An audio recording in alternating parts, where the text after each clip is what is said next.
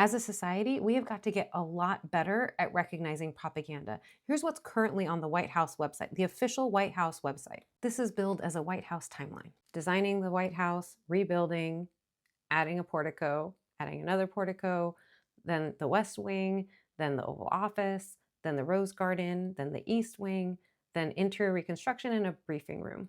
Up until this point, all the events we've seen are things related to the construction of or the modification of the White House.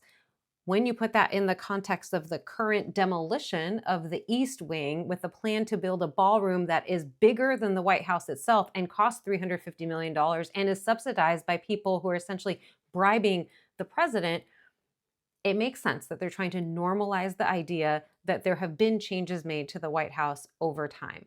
They are, of course, not acknowledging that none of those changes has involved demolishing an entire wing of the White House without approval of those plans, as anyone would need to do to make changes to their own house. Never mind that the president is not the owner of the house.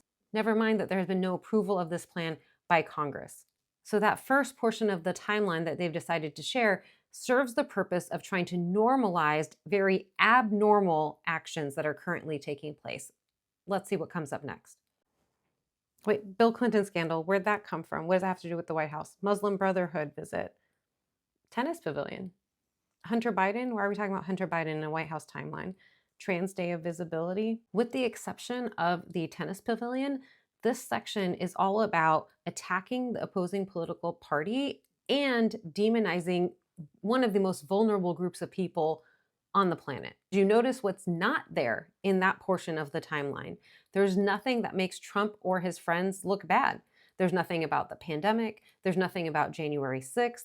There's nothing about any of the inappropriate comments he made in that period of time about bleach or anything else. If we're going to talk about controversies that have affected people living in the White House, shouldn't some of those be in there? Here's the last little bit.